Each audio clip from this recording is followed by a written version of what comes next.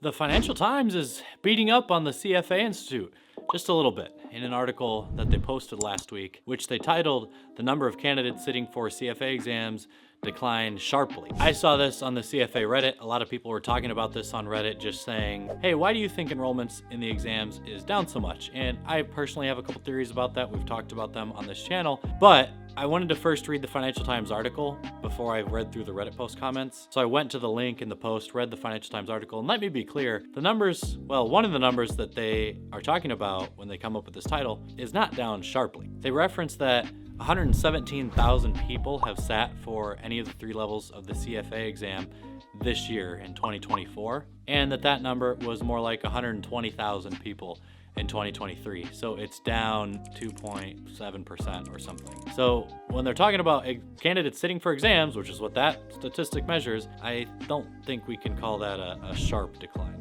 But then they go on to say last year in 2023, there were 160,000 total registrants for CFA exams, and that was as high as 270,000 before the COVID pandemic. So that metric is a sharp decline. Registration doesn't always equal exam takers though, and so the first metric that they referenced that was down 2 or 3% is the main one that they're basing this article off of. So I definitely agree that, enrollment is down, but I just want to first address that stat we're actually talking about. Margaret Franklin, the CEO of the CFA Institute, made a comment about this and said, yeah, it's primarily down a bit because of what's happening in China. We had a huge growth rate from Chinese exam candidates over most of the last 10 years. And that growth rate has started to, level off or decline. And then she made sure to add that, hey, don't worry, the CFA program is still highly regarded in China. It's just that the growth rate's down a bit. So if we believe all exam participation is down, the CFA Institute thinks it's primarily based on candidates in China. Why? Why would it be down? And then you can get into the Reddit thread comments. You can check this out yourself. A lot of people are mentioning that so much of the asset management out there in the world is going to be done by AI soon that people just aren't interested in the CFA program, so they don't enroll the exams because they're not going to apply for asset management jobs. I just don't believe that is a factor at all in this, at least not yet. I certainly could see AI impacting the asset management industry. Of course, it obviously will at this point, but I also can't picture who the candidate in real life is that goes, oh wow, I'm really interested in financial markets. I would love to get the highest marks in that industry, but I've heard about this thing called AI and I think it's going to take some of the jobs in that industry, so I'm just not going to pursue this difficult program anymore.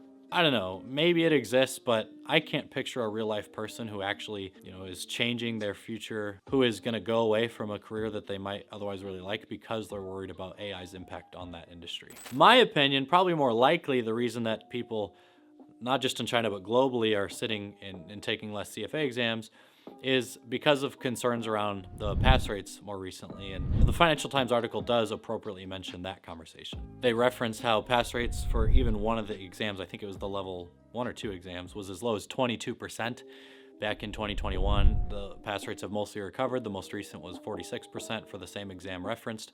So that was a major concern for a lot of people for like 2 or 3 years there. Of course, I talked about it on this channel. My camera battery is running low now, so I might actually just cut this video short. Then, of course, there are several other theories that people have about why enrollments might be down. So I think maybe it was appropriate for Reddit to have this conversation. I don't know that the way the article was worded was completely appropriate. Actually, I don't know really why they would have published it with that title based on the stat that they referenced. The thing that is maybe most important about getting the CFA charter, and the thing that I would like to be most clear about, at least in a conversation like this about this topic, is that I think the finance industry as a whole, specifically the asset management or wealth management industries, still very highly regard the CFA letters. I don't think there's any concern that having the marks is less valuable in the finance field. I don't think hiring managers are saying that it's not important to them. I don't think there has been much of a muddying of the gold standard that the CFA charter once was. There may be a tiny bit of that happening, but not anything significant that would cause industry participants to be less impressed by someone with the CFA charter. So, if I'm a candidate, I'm looking at this going, hey, sweet, less people are doing it. I'm going to be even more of a rare commodity, if I became a charter holder, because the industry certainly still widely values it. People might be scared about AI, people might be scared about low pass rates, but at the end of the day, if you get the CFA charter, you're going to be set up very, very well to hit the ground running and have a very successful early stage, not guaranteed to be, and potentially have a very successful early stage of a career in the finance industry that could set you up really well for the rest of your life. There are tons of different reasons why, the CFA charter can provide those benefits I just described, but the point is, go for it.